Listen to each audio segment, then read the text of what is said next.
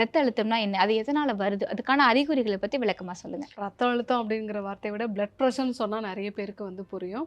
So blood pressure அப்படிங்கிறது நம்மளுடைய ரத்த குழாய்கள்ல நம்ம இதயத்திலருந்து ஃபோர்ஸ்ஃபுல்லா ரத்தம் வரும்போது ஒரு ப்ரெஷர் கிரியேட் ஆகும். அதுதான் ரத்த அழுத்தம் நம்ம சொல்றோம்.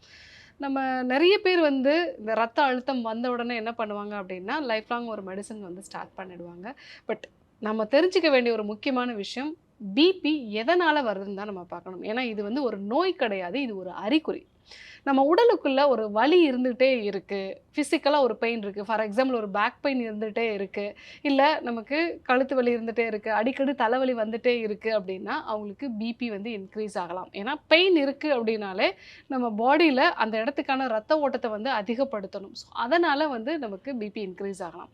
2வது தொடர்ந்து எண்ணெயில பொரிச்ச உணவுகள சாப்பிடுறோம். அதிக உப்பு சேர்ந்த சிப்ஸ் வகைகள்லாம் நம்ம சாப்பிடுறோம் அப்படின்னா, நம்ம பாடியில சோடியத்தினுடைய அளவு அதிகமாகும். ஸோ இது ஒரு கெமிக்கல் இம்பேலன்ஸ் அப்படின்னு நம்ம சொல்லலாம். சோடியம் அளவு அதிகமாகும், பொட்டாசியம் குறைவா இருக்கும். இந்த காரணத்தினால நம்ம உடம்புக்குள்ள பிளட் வால்யூம் அதிகமாகும். ஸோ அதனால பிரஷர் இன்கிரீஸ் ஆகலாம். 3வது ரொம்ப ஸ்ட்ரெஸ்ஃபுல்லா இருக்கும். சரியான இரவு தூக்கம் இல்ல. ஏதாவது ஒரு விஷயத்த பத்தி தொடர்ந்து யோசிச்சுட்டே இருக்கோம். ஃபார் எக்ஸாம்பிள் ஒரு ப்ராஜெக்ட் பத்தி தொடர்ந்து யோசிச்சுக்கிட்டே இருக்கோம். ஸோ இந்த மாதிரி தொடர்ந்து எண்ண ஓட்டங்கள் இருக்கு. அது ஸ்ட்ரெஸ்ஸாவும் மாறுது. மன அழுத்தமாவும் இருக்கு.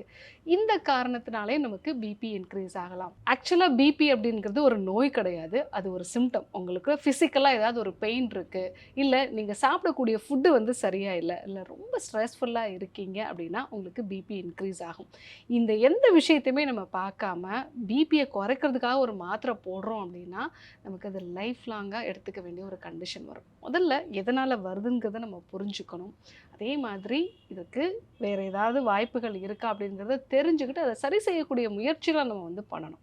அனைத்து நோய்களுக்குமான குணம். அழகு தரும் மூலிகைகள், ஆரோக்கியம் தரும் மருத்துவர்கள். டாக்டர் ஸ்ரீவர்மாஸ். அழகும் ஆரோக்கியமும்.